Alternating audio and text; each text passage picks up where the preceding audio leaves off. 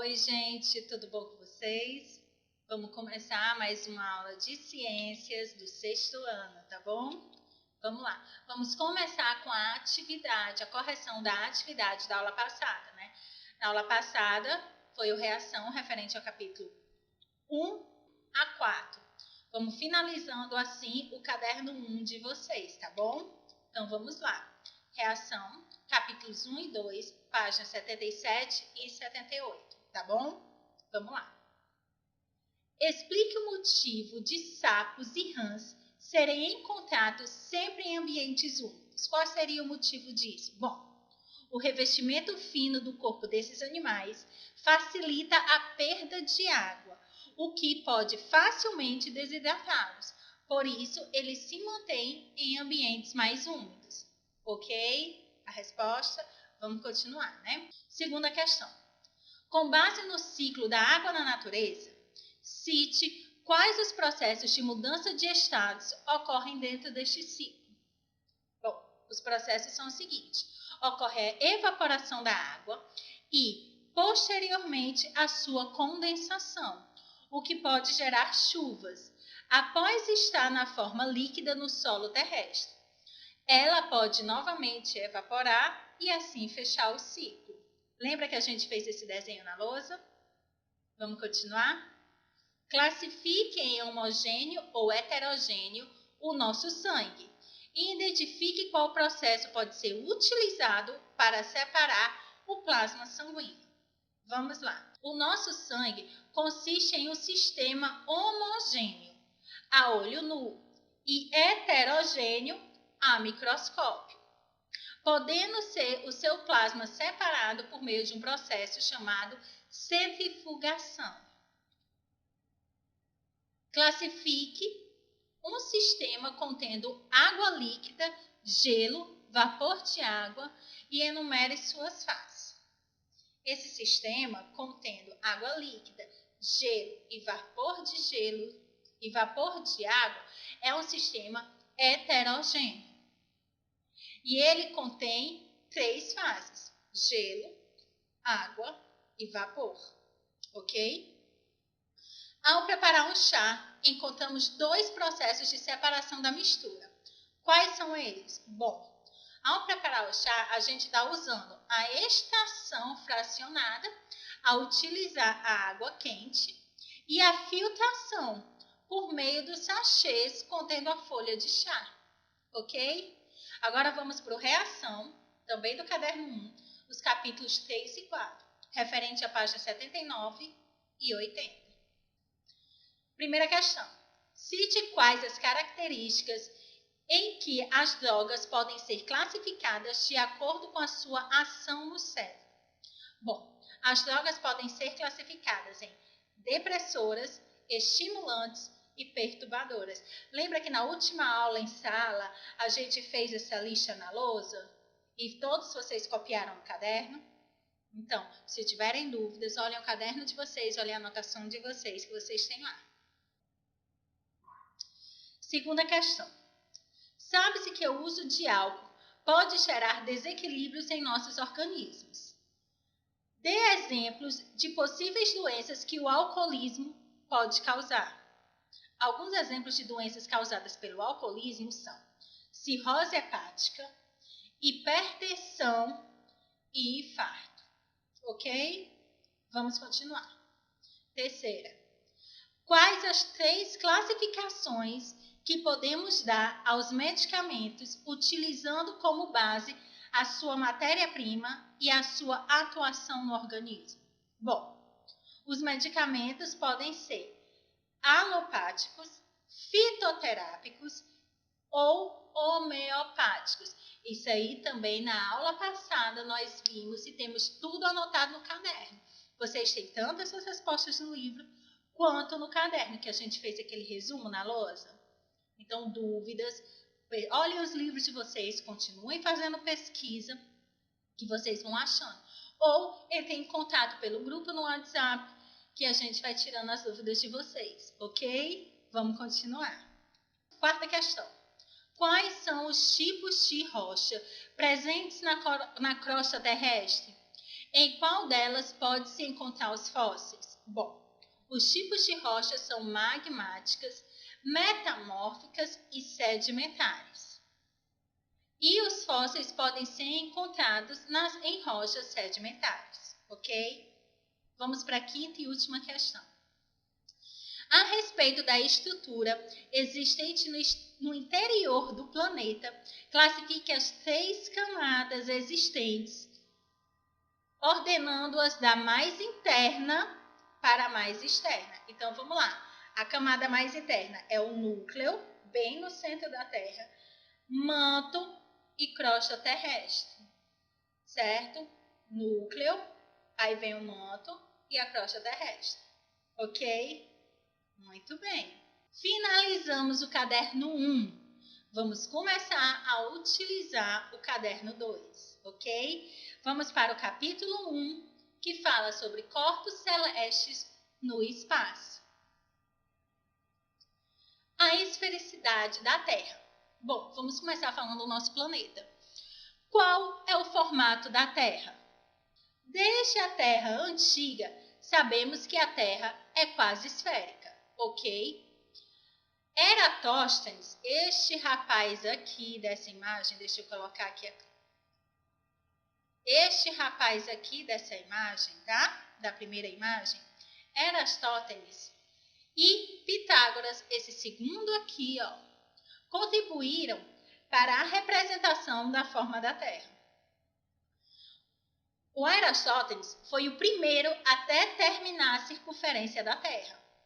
Aproximadamente um século depois, Positônio obteve a medida para a circunferência da Terra utilizando as estrelas.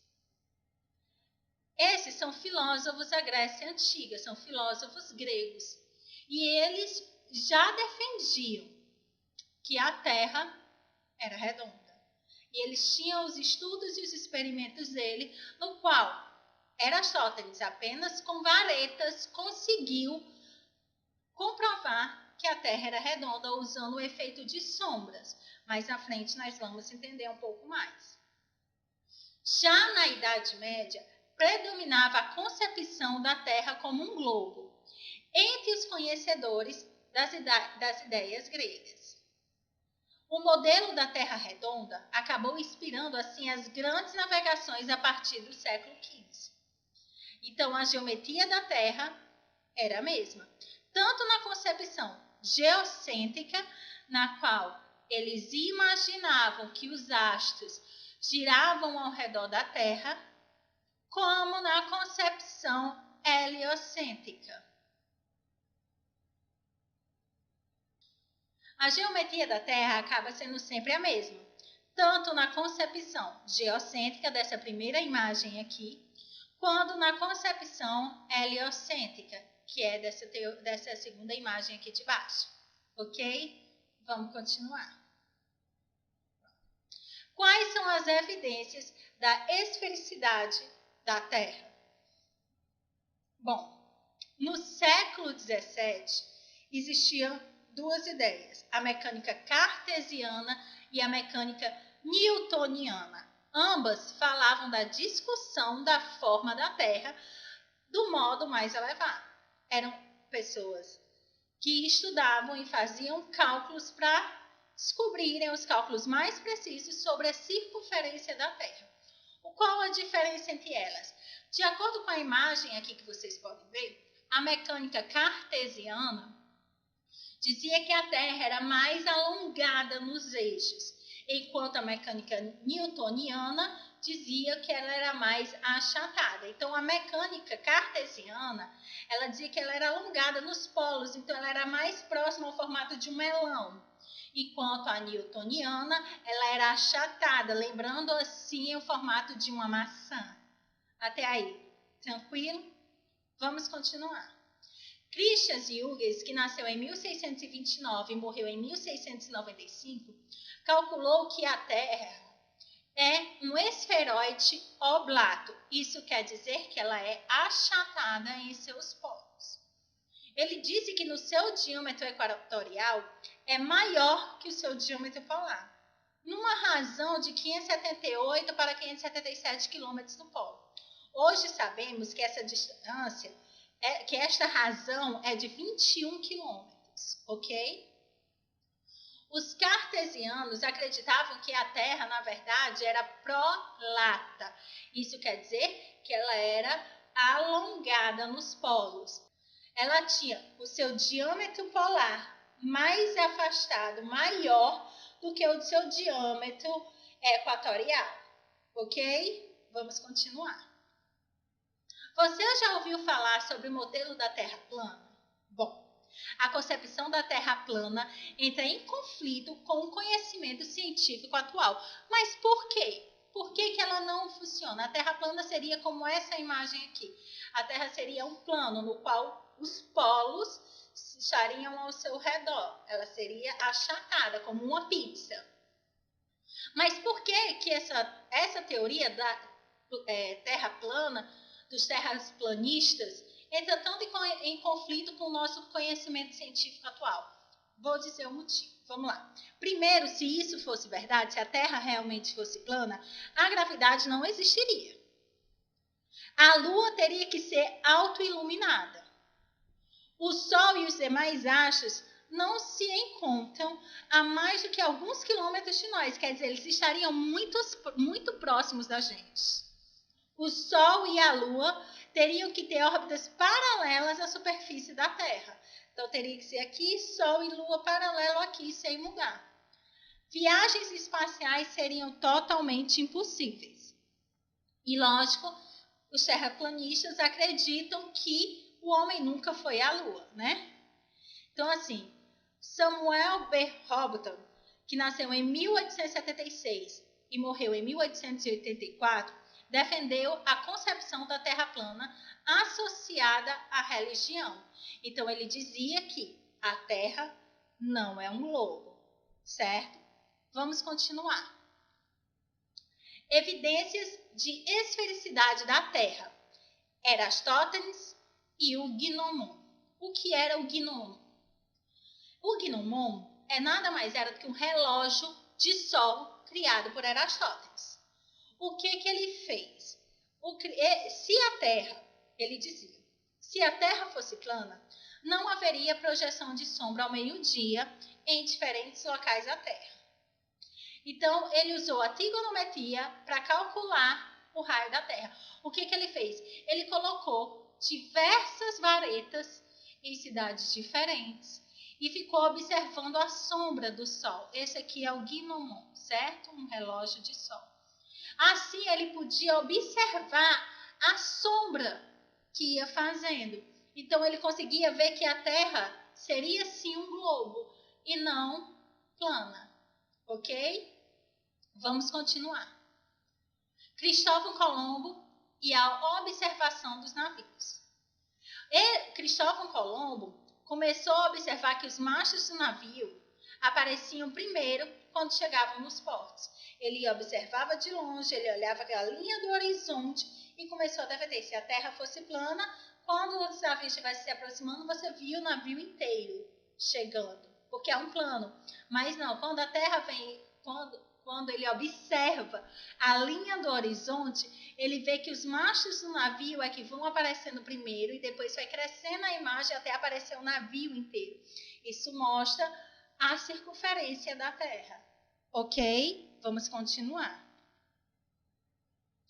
A evidência da esfericidade da Terra utilizando os eclipses. Bom, a sombra da Terra na superfície lunar durante um eclipse e os aspectos do céu mudam conforme a observação, conforme estão se observando e se encontra em diferentes latitudes. Então, isso quer dizer, quando ocorre um eclipse, a sombra, por exemplo, que a Lua vem, um eclipse solar, a Lua está vindo, está cobrindo. Então, toda essa sombra, todos esses aspectos do céu mudando, tudo isso prova a esfericidade da Terra, ok?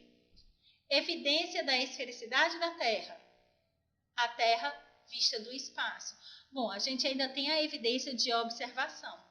As imagens tiradas por satélites e mesmo a imagem tirada pelo foguete espacial Apollo 8 mostra que o formato da Terra, que ela tem um formato esférico. Mas então, com todas essas evidências, qual é a real forma da Terra?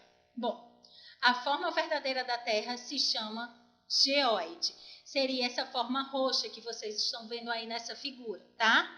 Então, esse desenho, vocês têm o esferoide, a forma que a gente está explicando, que é a forma que mais é uma forma aproximada, e nós temos a forminha vermelha aí, com a linha vermelha, que é a elipsoide, que é a forma mais aproximada. Mas a forma da Terra é uma forma totalmente irregular, ela é geóide. A forma da Terra é semelhante, como eu já falei, a um elipsoide. Ou seja, o raio equatorial é aproximadamente 23 km maior do que o raio polar, devido ao movimento de rotação em torno do próprio eixo, ok? Bom, gente, até a próxima aula. A gente terminou aqui. Eu espero que vocês tenham entendido, tenham gostado. Qualquer dúvidas, entrem em contato com a gente nos grupos, que nós vamos tirando as dúvidas. Façam as atividades, se cuidem. Eu estou com muita saudade de vocês. Eu deixo vocês com uma frasezinha, tá? O segredo do sucesso é acreditar em você mesmo e nas suas capacidades. Até a próxima aula.